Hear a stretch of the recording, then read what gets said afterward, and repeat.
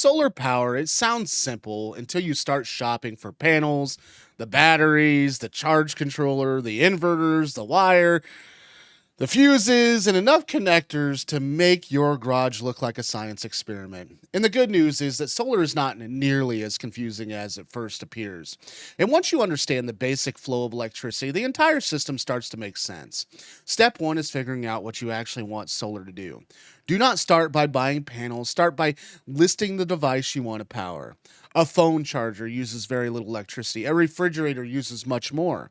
An air conditioner can use a huge amount, and write down each device, its wattage, and roughly how many hours per day you expect to run it. And if a 100-watt device runs for 5 hours, that is about 500 watt hours of energy. Add everything together, and you have a rough daily energy requirement. Step two is understanding the difference between watts and watt hours. Watts tells you how much power something is using at a specific moment. Watt hours tells you how much energy it uses over time. So a 1000 watt microwave running for 1 hour would use 1000 watt hours or 1 kilowatt hour. Step three is sizing your solar panels. Solar panels are rated in watts, but a 400 watt panel does not produce 400 watts every minute of daylight. The clouds, the heat, the panel angle, the shade, the wiring losses, and the position of the sun all reduce the output.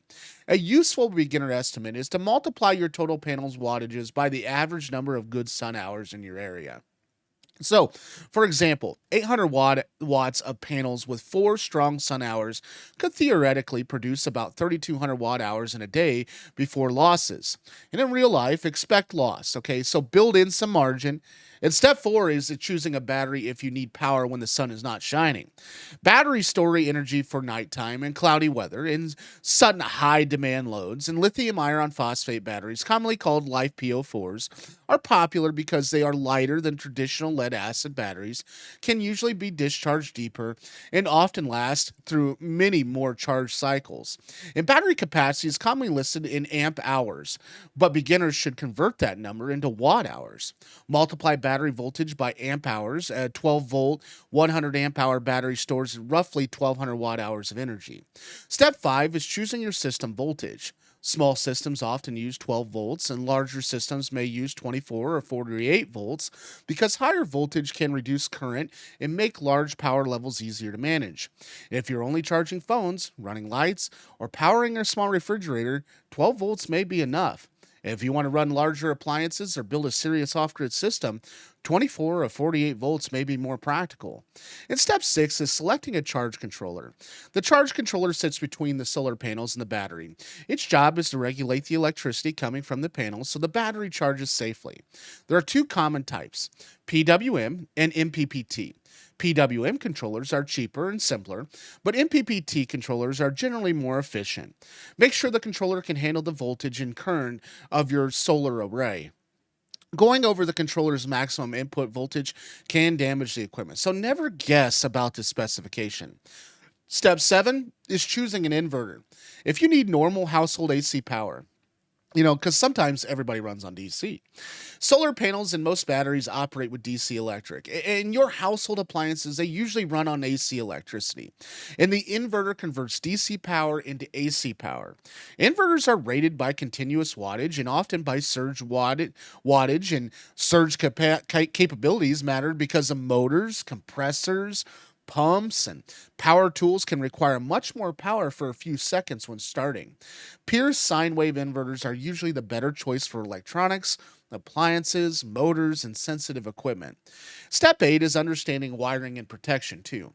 Higher current requires thicker wires, and undersized wires can overheat, waste power, create voltage drop, and become a fire hazard.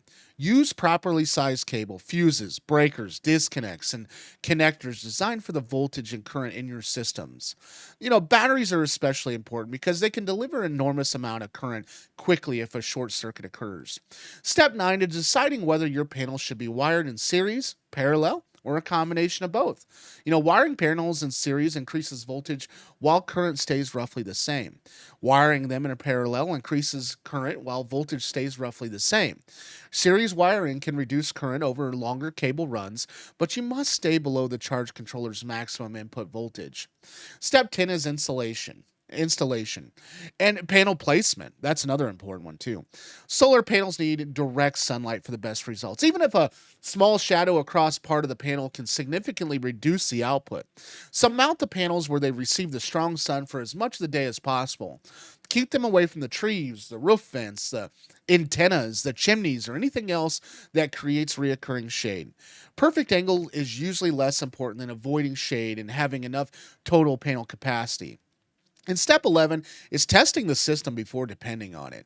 Monitor how much power your panels produce, how much your batteries store, and how quickly your appliances drain them.